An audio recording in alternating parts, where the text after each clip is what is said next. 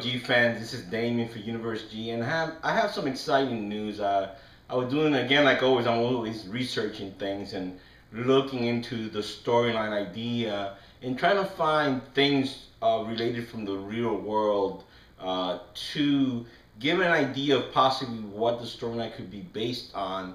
And the story could be based on a lot of different things. We really don't know, but based from what I'm seeing, I found something very interesting that I want to share with you guys. I know that I've been talking about all the different ideas and speculations that I had for the film. In the last episode, which is episode 5, I talked about the sinkholes and the relations with M.U.T.O and what they could possibly be. I even gave an idea of how could the ideas of the mutations that are created could come from these sinkholes. And in this one, I have something that I knew about, which surprised me that now that I looked it over, how could this person, which I'm going to talk about, and what he's done could be an inspiration for the film. And interesting enough, in 1999, an unknown artist at the time, who later would be known by the pseudonym of Blue, that's his name, he would create an animation later on in his work that could possibly have connections with the Godzilla 2014 reboot. Blue, like I said, is a pseudonym of this Italian artist who for years has concealed his real identity. Nobody knows who he is. Nobody's seen him. Nobody's seen his face. He is kind of like a ghost in somewhat, And he lives in Bologna, and he's been active in the street scene since 1999, like I said earlier. Now he has traveled all over the world, excuse me, and his art reflects the social, political, and economical issues of the places he visits, and has painted works of art to protest the American Department of Defense Project M.U.T.O. If you never heard about that, the Project M.U.T.O is it's a communications array that's being built in the city of this semi-Italy, and the people that live there are complaining that they're having health issues because of this array. Well, you ask yourself, how could this be related to the storyline? Well, the array thing is not really what's related to the storyline. What the connection? Well, the answer is this: in 2007, Blue started working on an animation project, which ended in 2008. Now, this project, surprisingly, is named M.U.T.O, and it's an ambiguous animation painted on public walls.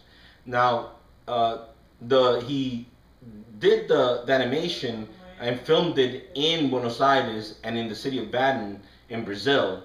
And the animation depicts strange humanoid figures and mutated forms with many limbs and insect-like creatures. Now, the mutants seem to morph into all kinds of strange things when you look at the animation, and take you on a surreal kind of ride if you watch the animation, which I'm going to put a link for here at the bottom of the video. So check it out. It's pretty cool. And actually, the animation has had 11 million views.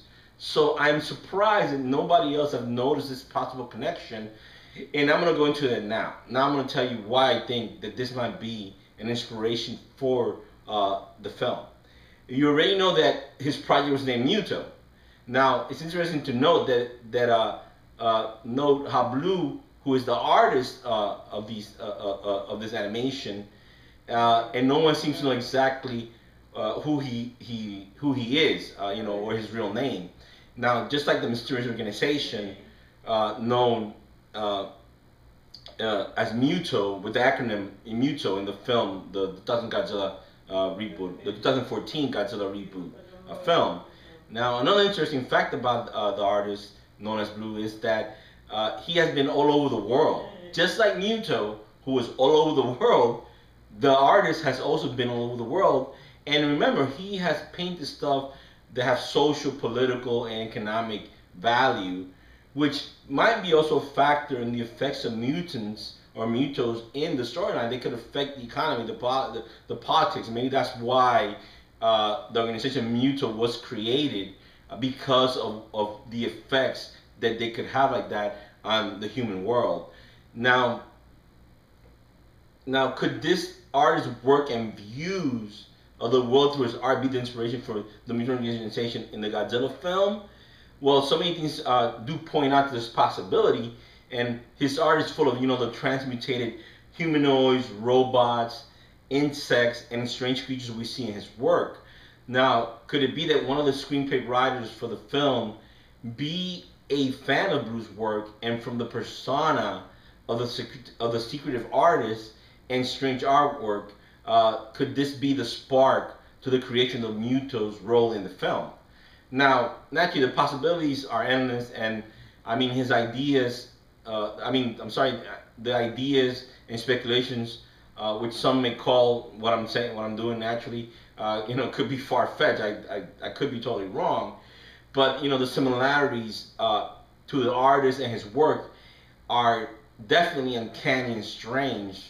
And, to see that what he's doing, and I'm gonna put a link. Also, he has a web page, and it's crazy to see. In the videos you see insects, you see multi-armed humanoids, you see a lot of things, strange things that you say, well, wow, that kind of relates to the M.U.T.O organization and the creatures and the strangeness and all these other things, which I just find fascinating, and I want to share that with you guys. Like I said, there's gonna be links in the bottom. You can see, go to his web page and check out who he is, which is an interesting person anyway.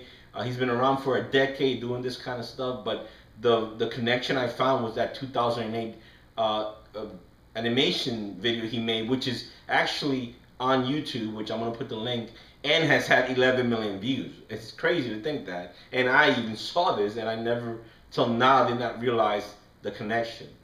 So I want to share that with you guys. I want you, let me know what you think. Do you think that maybe this could have been inspiration to one of the screenplay writers' idea to write and put in the name of M.U.T.O into the storyline, and also connect that with the possible creatures that are being that could be created by us, or may be part of the world we live in already, based on the things that we've heard.